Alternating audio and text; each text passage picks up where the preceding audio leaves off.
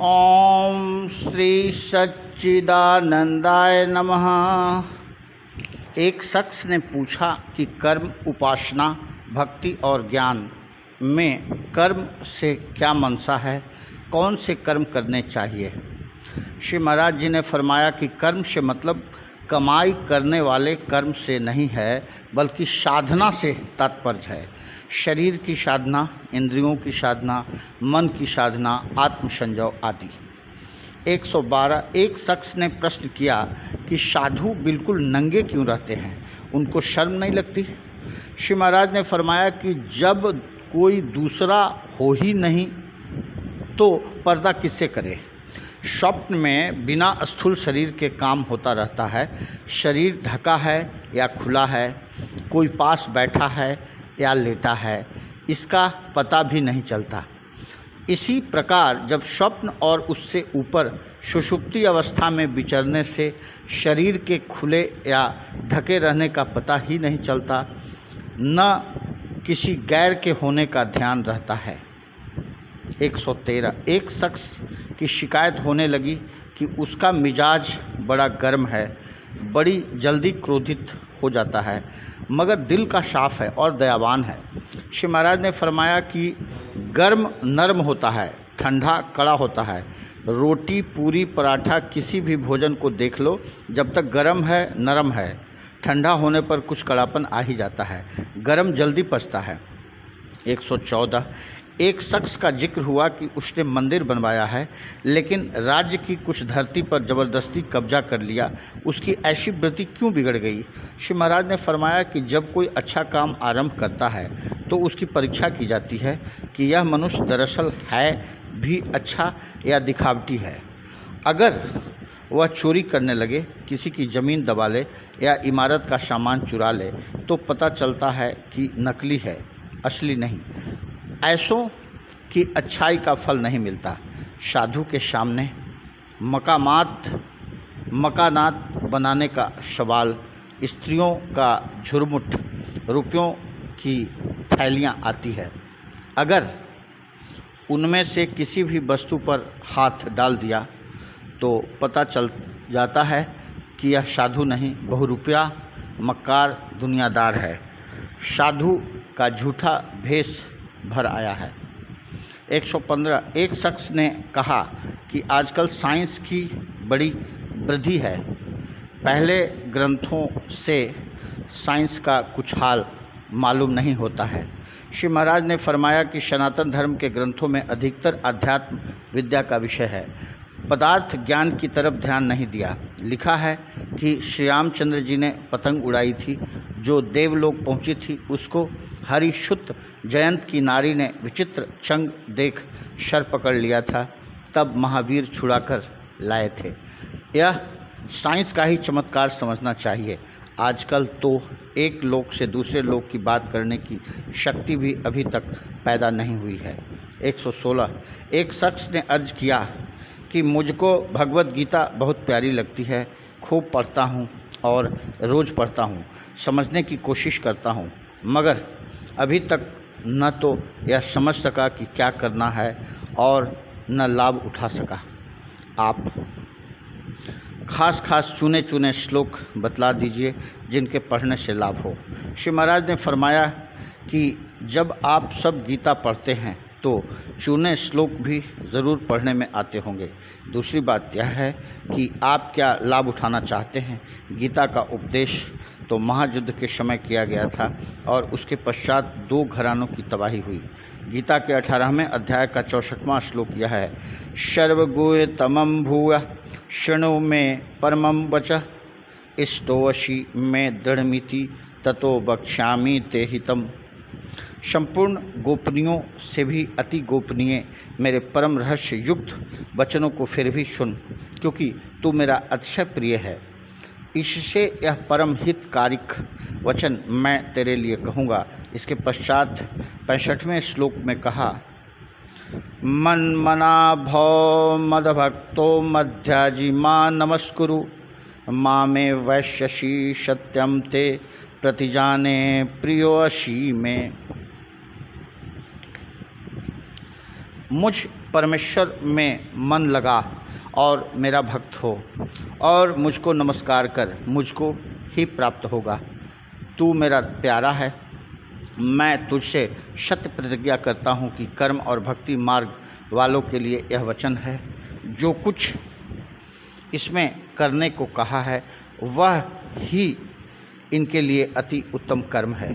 दूसरे अध्याय के 11वें श्लोक का पिछला भाग, गताशून गता सुंश नानु सोचंति पंडिता, कि पंडित जीते और मरे हुओं का सोच नहीं करते। जब मनुष्यों का सोच नहीं करते तो संसारिक धन संपत्ति की प्राप्ति या हानि का क्या सोच करना। और 18वें अध्याय के 66वें श्लोक का पहला भाग, सर्वधर्मन परित्यज्य मामेकं शरणं भज, सब धर्मों को त्याग कर अकेले मेरी शरण प्राप्त कर।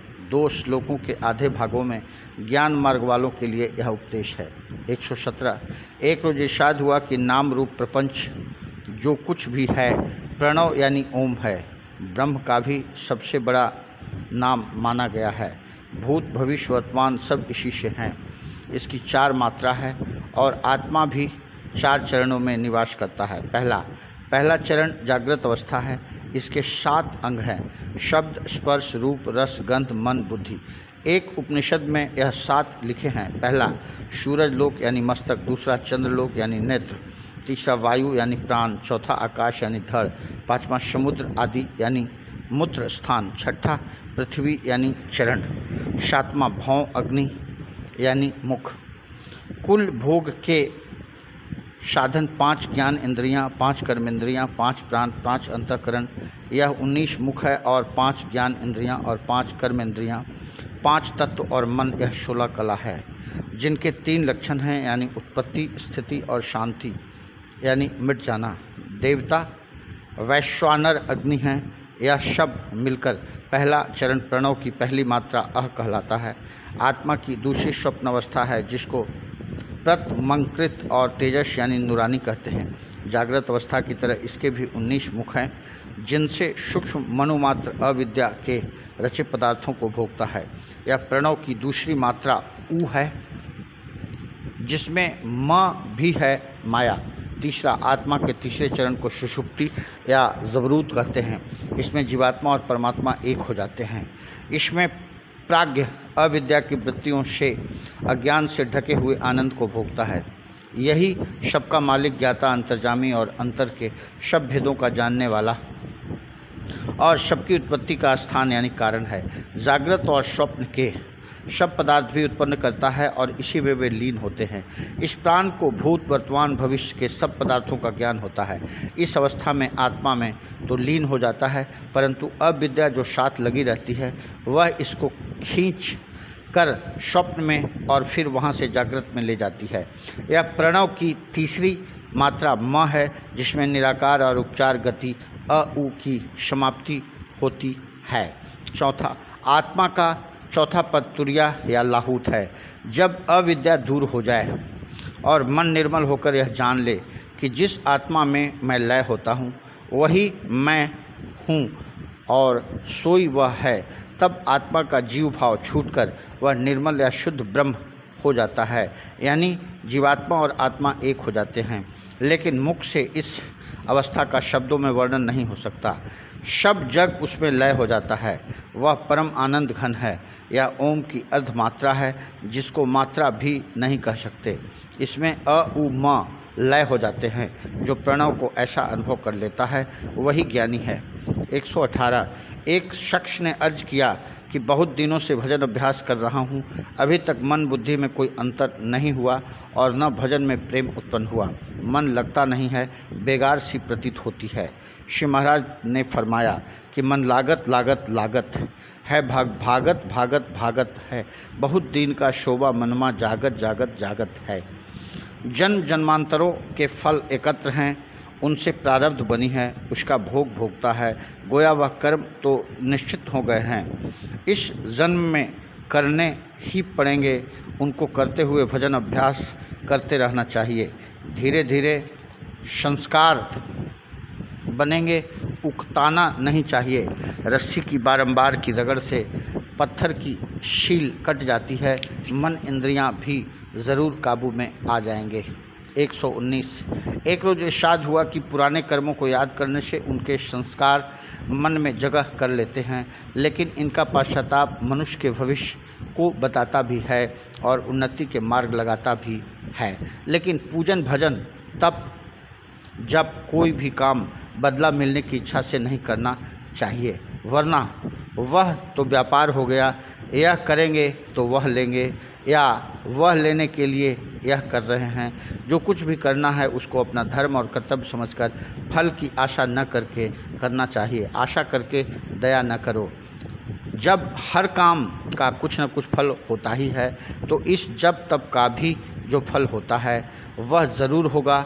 आशा के जल्दी पूरे होने से जो उद्वेग मन में होता है उससे बच जाएगा और स्वभाव में धीरता आ जाएगी और चित्त स्थिर होने लगेगा।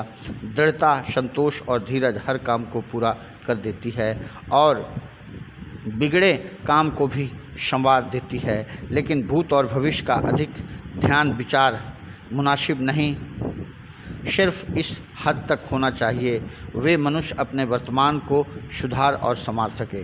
जिस प्रकार भूत कर्मों के फल का भोग वर्तमान में भोग रहे हैं, इस प्रकार वर्तमान कर्मों का फल भविष्य में भोगता है। गोया जो भूत था वह वर्तमान हो गया और भविष्य भी किसी समय वर्तमान बन जाएगा। गोया हम अपने भविष्य का इस वर्तमान में निर्माण कर रहे हैं। शिशिर ऋतु में से पत्ते नहीं गिरते और न वसंत ऋतु में फूल पत्ते गते हैं।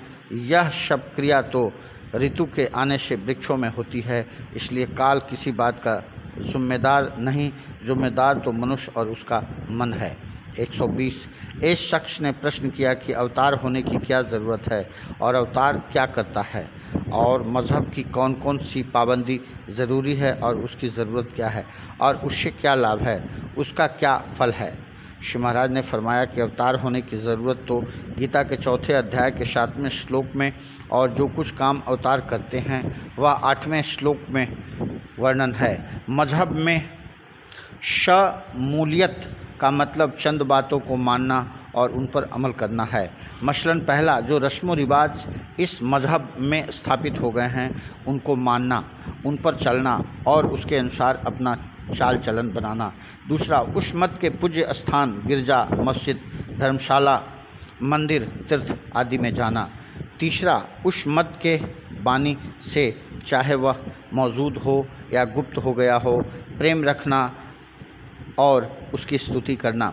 चौथा, उसकी कभी निंदा न करना, न उसके संबंध में कोई शक व शुबाह अपने मन में लाना। जैसे ईसाई मत वालों को चाहिए कि हजरत ईसा को खुदा का बेटा माने। 5, मत की पुस्तक और सिद्धांत द्वारा यह निर्णय करना कि यह मत उन सिद्धांतों के अनुसार है या नहीं। 6, इस मत में क्या धार्मिक बात विलक्षण है, इसमें कोई खास सच्चाई या शास्त्र विधि या क्रिया पद्धति है या नहीं। 7, उसका कोई विशेष चरित्र वृतांत या कथा है। 8, मजहब दरअसल जीवन पंथ है, इस कल्पना और अभ्यास को साक्षात करना चाहिए। अगर साक्षात न हुआ या न कर सके तो सब काम अधूरा समझना चाहिए। परमात्मा को मानने वाले हर प्राचीन मत का यह दृढ़ निश्चय रहा और यह भावना रही कि परमात्मा को किसी न किसी रूप में इस संसार में देखना और इसका यहाँ होना या यहाँ आना निश्चय करना चाहते हैं। जब परमात्मा ने सब जगत को बनाया तो क्या वह अवतार धारण नहीं कर सकता?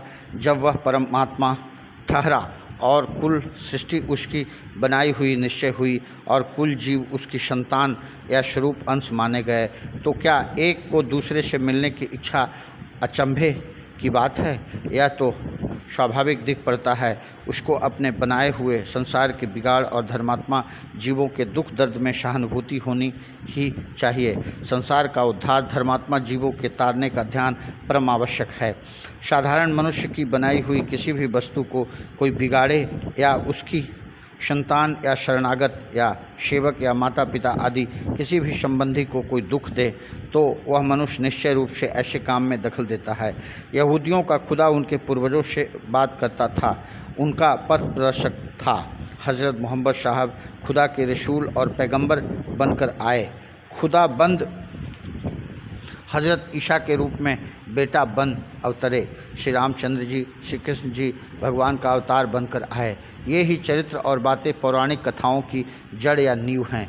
जब जीव को अमर मानते हैं तो उसके बनाने वाले परमात्मा को अमर मानने में क्या बाधा हो सकती है। अपने और उसके अमर होने का निश्चय ही कितना हर्षवर्धक है। हर समय उसका ध्यान, उसकी लीला अनुकरण की याद कितनी आनंददायक है। ईसाई बड़े दिन के त्यौहार, सनातन धर्मी रामनवमी और जन्माष्टमी के दिन कितना आनंद मनाते हैं। जब भगवान का स्वरूप निमेष मात्र के लिए ध्यान आदि में प्रकट होकर सुखदायी प्रतीत होता है, तो जिस भक्त को उसके स्वरूप का साक्षात हो जाता है उसके आनंद का क्या कहना है। नित्य प्रति देखने में आता है, एक मनुष्य हथकड़ी बेड़ी पहने रस्सी से बंधा जा रहा है और एक मनुष्य सुंदर वाहन और विमान में चढ़ा जा रहा है, तो स्पष्ट हो गया कि शुभ और अशुभ कर्म का फल जरूर है। फल भोग का स्थान शफा खाना, पागल खाना, जेल खाना, काला पानी, राजसभा, राज सिंहासन इस लोक में होना या स्वर्ग नरक और ऐराक किसी और लोक में हो, और फल बगैर न्याय के हो नहीं सकता। इसलिए प्रलय या कयामत भी लाजमी तौर से माननी पड़ती है। मरने के पश्चात का जीवन भी बहुत से मजहबों में मानी हुई बात है। जिस किसी ने नहीं माना है वह भी इस जीवन में किसी को जन्म का सुखी, किसी को जन्म का दुखी देखकर उसके मानने पर मजबूर हो रहे हैं। आवागमन बड़ा उत्साह बढ़ाने वाला निश्चय है।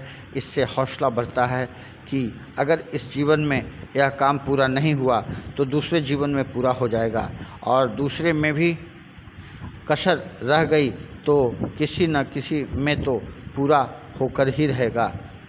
जैसे आज जो काम समाप्त न हुआ तो 2 दिन, 4 दिन, 10 दिन में कभी न कभी पूरा होकर ही रहेगा। मुक्ति और निर्माण का विषय तो इतना सुखदायी है कि उसकी व्याख्या करने की ज़रूरत ही नहीं। उसके आनंद के कोई ठीक उपमा नहीं। 121 एक शख्स ने सवाल किया कि मनुष्य में सबसे बड़ा गुण क्या है। श्री महाराज ने फरमाया कि इसका जवाब तो देना कठिन है, क्योंकि हर शख्स अपने विचारों के साथ गुण को देखता है। तब उसने पूछा कि यही बताइए कि आपके निकट सबसे बड़ा गुण क्या है। श्री महाराज ने फरमाया कि हमारे निर्णय में तो विवेक यानी कदर दानी सबसे बड़ा गुण है। बड़ों को पत्र लिखने में उर्दू अलकाब में लिखते हैं, मेहरबान, कदरदान, अनाज के व्यापारी को अनाज की कदर, कपड़े की दुकानदार को कपड़े की पहचान, सुनार को जेवर में खरे खोटे की निगाह, शर्राफ को सोने चांदी की जांच, जौहरी को जवाहिरात और पत्थरों तक की निरख परख होनी चाहिए, वरना काम बिगड़ जाएगा। मनुष्यों में सबसे बड़ा राजा माना जाता है, उसको मनुष्यों की पहचान होनी चाहिए कि कौन कैसा है। सभी प्रकार के मनुष्यों से राजा को पाला पड़ता है। राजा कदरदान न हो, धोखा खा जाए तो राज उलट पुलट हो जाए। साधु भी कदरदान होना चाहिए ताकि अपने विवेक द्वारा असत, सत, विनाशी और अविनाशी को समझकर सत्य को ग्रहण करे और असत्य का त्याग करे। अध्यात्म विद्या में मुमुक्षु में सबसे पहला लक्षण विवेक ही माना जाता है। 122 एक शख्स ने कहा कि पहले विद्यार्थी को पाठ ज़बानी याद कराया जाता था, उसमें दिमागी मेहनत बहुत कम करनी पड़ती थी। दुनिया भर की बातों को कहाँ तक याद रखा जाए। उसकी वजह यह भी हो सकती है किताबें बहुत कम थी। अब हर प्रकार की किताबें छपने लगी है, हर कोई अपने पास रख सकता है। जब ज़रूरत हो उसमें से देख ले, रट कर दिमाग परेशान करने की क्या ज़रूरत है। श्री महाराज ने फरमाया कि मुमकिन है किताबों की कमी की वजह से ही ज़बानी याद कराते हों। हमारा यह ख्याल है कि नाई की पेटी की तरह किताबें को कहाँ कहाँ मनुष्य साथ लिए फिरता है। विद्या तो कंठ हो वही हर समय काम आ सकती है। वार्तालाप में उसका हवाला दिया जा सकता है, उपदेश किया जा सकता है। दूसरी बात यह है कि जब कोई पद या मशाल ज़बानी याद हो जाता है तो मनुष्य उसको बोलता चला जाता है और यह भी उसको सुनता जाता है कि हृदय से ठीक बात निकल रही है या गलत। इसका बार बार अभ्यास करने से होने से उसको अपने बेटे में से, अपने घट में से बोलने वाले राम और उस शब्द को सुनने और साक्षी रूप का साक्षात्कार हो जाता है। यह कितनी बड़ी बात है। 123 एक व्यक्ति ने सवाल किया कि परमात्मा का ध्यान किस रूप से किया जाए। जीव का जन्म मरण और जीवन वस्तु क्या है। जीवन क्या वस्तु है। श्री महाराज ने फरमाया कि ध्यान उसी वस्तु का हो सकता है जिसको पहले कभी देखा हो और उसकी स्मृति हो, या उसके रूप का कुछ हाल किसी से सुना हो या किसी पुस्तक में पढ़ा हो। सनातन धर्म का सबसे महान ग्रंथ वेद इसको नेति नेति कहते हैं। ऋषि मुनि महात्मा कहते हैं अनामी अगोचर, अलख अक्षय है और अब तक देखने में किसी के आया नहीं। तो फिर ध्यान किस रूप का किया जावे। इसलिए ध्यान से मुराद चित्त को स्थिर करने से है। जैसे शाम को संध्या समय एक तारा टिमटिमाता सा दिखाई दिया, उसको तीव्र दृष्टि वाला देखकर कहता है कि तारा निकल आया। दूसरा जिसकी निगाह कुछ कम है वह कहता है कहाँ है, हमको तो दिखता नहीं। उसको इशारे से बतलाया जाता है कि वह देखो वह चमक रहा है। जब वह चित्त को स्थिर करके निगाह को खूब जमाता है तब वह सितारा उसको दिखाई देता है। इसी प्रकार गुरु इशारा करके या शयन से बतलाते हैं कि वह है और शिष्य अपना मन चित्त बुद्धि स्थिर करके ध्यानस्थ होता है, तब उसको आत्मा का अनुभव होता है। सूर्य, चंद्रमा, आकाश, सागर, पृथ्वी, पर्वत, नक्षत्र आदि महान पदार्थों के दर्शन से पता चलता है कि कोई विशाल हस्ती भी है जिसने ऐसे पदार्थों को रचने वाला भी रचा है। और अपने घट में भी किसी ऐसी विचित्र वस्तु की प्रतीति तो होती है, लेकिन उसको हम जानते नहीं। वह भी मन, चित्त और बुद्धि को सम करने से प्रकट हो जाती है। जीवन मरण का हाल ऐसे समझो जैसे लोको शेड में खाली इंजन खड़ा हुआ है। जब उसको चलाना मंजूर होता है तब उसमें कोयला पानी भरकर चैतन्य रूपी चिंगारी डालने से और कर्म रूपी वायु झपकने से अग्नि प्रज्वलित होकर स्टीम यानी जीवन शक्ति बनने लगती है। जब स्टीम खूब बन जाती है तो ड्राइवर उसको जोतने के लिए स्टेशन पर ले जाता है। यह बार बार का स्टीम भर जाना और फिर यात्रा पूरी हो जाने पर राख कोयले का इंजन से निकालकर इंजन का खाली खड़ा रहना और फिर धोकर साफ करें, कोयला पानी भरकर अग्नि का डाला जाना है, तो उसकी नित्य क्रिया जीवन उद्देश्य समझना चाहिए। इंजन बांदीकुई से आगरा तक जाना है तो कोई चाहे जितना कहो और ज़ोर दो कि आगरे नहीं, इस इंजन को दिल्ली ले जाओ, मगर ड्राइवर किसी की नहीं मानेगा और आगरा ही ले जाएगा।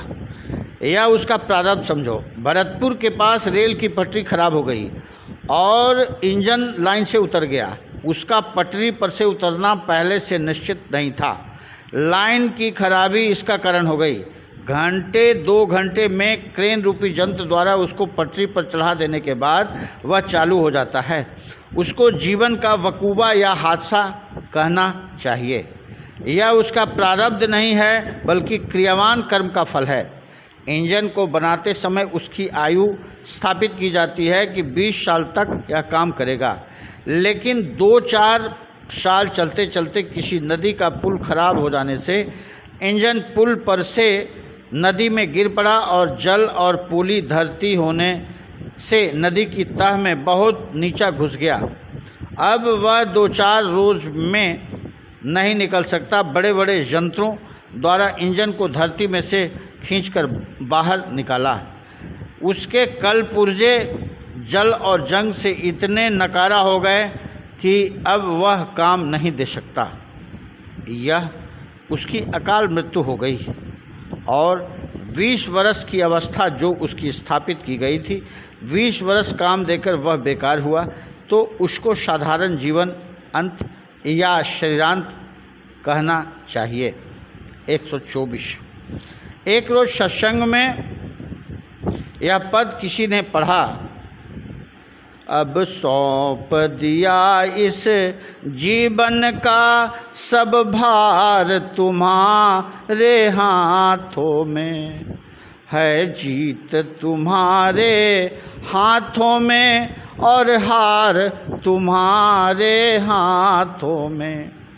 मेरा निश्चय बस एक यही, एक बार तुम्हें पा जाऊं मैं, अर्पण कर दूं दुनिया भर का सब भार तुम्हारे हाथों में। जो जग में रहूं तो ऐसे रहूं जो फूल कमल का हो जल में, मेरे गुण दोष समर्पित है करतार तुम्हारे हाथों में। यदि मानस का मुझे जन्म मिले तो चरणों का पुजारी बनूं, इस पूजक की एक रग का होतार तुम्हारे हाथों में। जब जब संसार में पाऊं जन्म, निष्काम भाव से कर्म करूं, फिर अंत समय में प्राण तजूं, गवान तुम्हारे हाथों में। मुझ में तुझ में बस भेद यही, मैं नर हूँ तू नारायण है, मैं हूँ संसार के हाथों में, संसार तुम्हारे हाथों में। 125। एक व्यक्ति ने प्रश्न किया कि मनुष्य को अपना जीवन सुखी व धार्मिक बनाने में कौन से नियमों का पालन करना चाहिए। श्री महाराज ने फरमाया कि नियम तो केवल एक ही होता है, वह यह है कि जो काम हम करें वह अपने शरीर व आत्मोन्नति के लिए करें। हम अपनी गृहस्थी, कुटुंब, समाज, शहर, जिला, प्रांत, पृथ्वी और ब्रह्मांड भर के लिए समान भाव से कार्य करें, यही परमार्थ है। जब सारे ब्रह्मांड में केवल एक ही आत्मा ही फैली हुई है और उस आत्मा में ब्रह्मांड समाया हुआ है, तो जब एक अंश के दुख से हम दुखी होते हैं तो एक अंश के सुख से हमें सुखी भी होना चाहिए। जब इस विचार को छोड़कर मनुष्य ऐसे कर्म करता है कि केवल उसका ही जीवन सुखी रहे, तो यही स्वार्थ है। अपनी गृहस्थी, बिरादरी, समाज, कुटुंब, प्रांत, देश या सिर्फ पृथ्वी के लिए ही सकल ब्रह्मांड को दृष्टि में न रखकर जो काम किया जाता है वह सब स्वार्थ है। अलबत्ता अपने स्वार्थ से लेकर पृथ्वी तक के स्वार्थ को दृष्टि में समझकर जो काम किया जाता है उसमें स्वार्थ क्रमशः घटता जाता है और परमार्थ का अंश बढ़ता जाता है। 126। एक व्यक्ति ने प्रार्थना की कि भारत में 4 वर्ण माने गए हैं, ब्राह्मण, क्षत्रिय, वैश्य और शूद्र। इनमें से क्षत्रिय को ही क्यों राजा बनाया गया है, शूद्र को न सही ब्राह्मण व वैश्य को राजा क्यों नहीं बनाते। श्री महाराज ने फरमाया कि प्रत्येक क्षत्रिय को भी राजा बनने का अधिकार शास्त्र में नहीं है। ब्राह्मण तो दयावान होते हैं, दया से प्रेरित होकर वे निष्पक्ष न्याय नहीं कर सकते। यदि किसी अपराधी को मृत्यु दंड देना हो तो ब्राह्मण का हृदय द्रवित हो जाएगा, ठीक न्याय करने में वह हिचकिचाएगा। लेना नियम बनाए रखते हैं, कुछ मिले तो सेवा करते हैं, ज़रा में देने में ज़रा त्रुटि या देर हुई कि हर्जाना नजराना लेना उनका स्वभाव है और पक्षपाती भी होते हैं। क्षत्रिय न्यायकारी होते हैं, निष्पक्ष स्वभाव से न्याय करते हैं, न्याय के समय दया का विचार नहीं करते। जिस बात पर अड़ गए तो अड़ गए, अपने वचन से हटना नहीं जानते। राज अधिकार ऐसे मनुष्य को देना चाहिए जिसमें धर्म व न्याय हो, जो गणित विद्या जानता हो, निष्काम सेवा कर सके, भूल कर भी चालाकी व पक्षपात न करे, अनर्थ करके धन न ले, शर्म त्यागी, अनासक्त और निष्काम सेवा करने वाला हो। आजकल का विचार है कि राजनीति में बिना चालाकी के काम नहीं चल सकता। यह असत्य है। यदि राजा ही झूठा हो तो प्रजा की क्या हालत होगी। राज्य वही स्थिर रहेगा जिसमें धर्म व न्याय हो, निष्काम सेवा करने वाला व राज अधिकारी हो। एक व्यक्ति ने प्रश्न किया कि जागृत अवस्था और स्वप्नावस्था को पार कर लेना व जीतना क्या बात है, इसका क्या मतलब है। श्री महाराज जी ने फरमाया कि अवस्था का वर्णन वाणी से कैसे हो सकता है। इतना ही कहा जा सकता है कि स्वप्नावस्था में जागृत अवस्था का बिल्कुल अभाव हो जाता है, किंतु जागने पर पुनः भास होता है।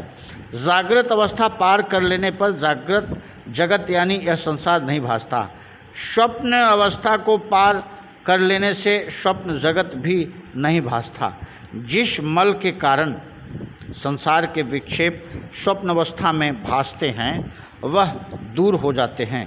इसी प्रकार माया का वह आवरण जिससे सुषुप्ति भासती है, दूर हो जाने पर सुषुप्ति का भी अभाव हो जाता है और तुरीयावस्था प्राप्त हो जाती है।